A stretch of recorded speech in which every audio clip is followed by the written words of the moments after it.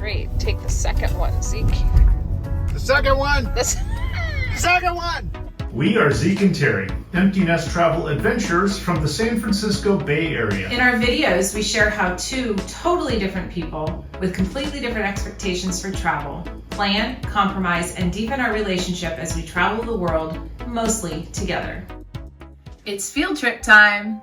Back in the fall of 2022, we went to Montreal for the first time and decided to get in the car and take a drive to see more of Quebec, Canada. Yep, if you happen to be in Montreal and are looking for a fantastic day trip, we recommend Mont Tremblant.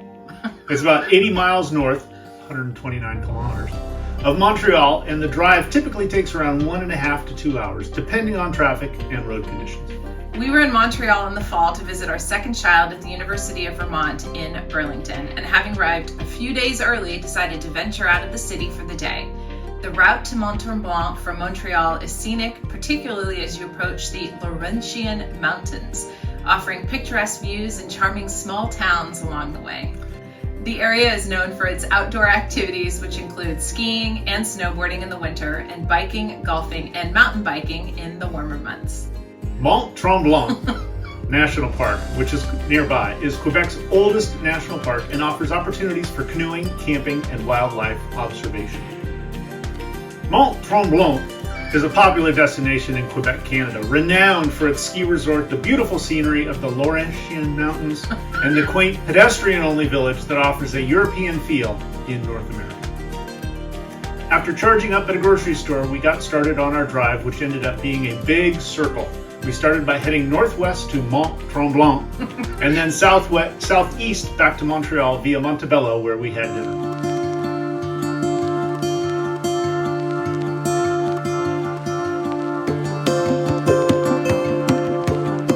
After dinner, we drove along the Ottawa River at sunset, which was absolutely gorgeous.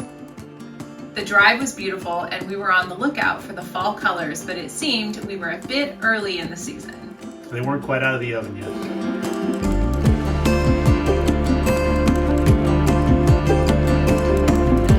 Once we arrived at Mont Tremblant, we parked at the base and took a gondola to the top of the resort area, which is also the base of the ski mountain.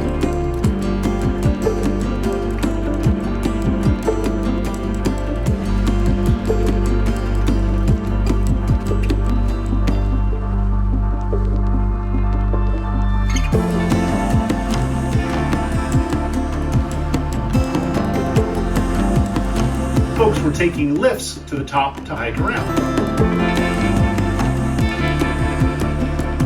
We opted to walk around the village of Mont Tremblant as it is designed to be explored on foot. There is a range of accommodations from luxury hotels to cozy cabins and condos, all within walking distance of the shops, restaurants, and the slopes.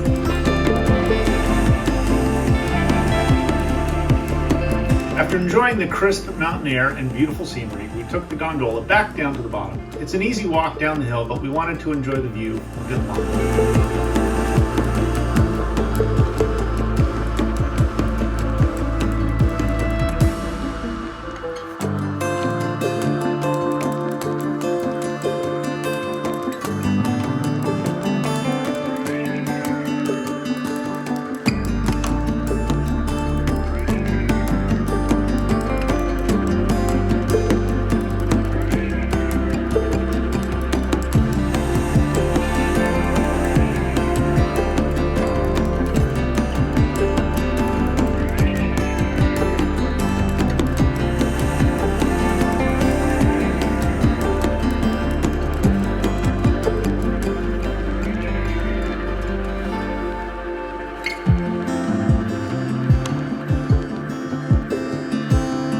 Despite the fact that the leaves were just starting to change, we really appreciated the beauty as we drove toward Montebello.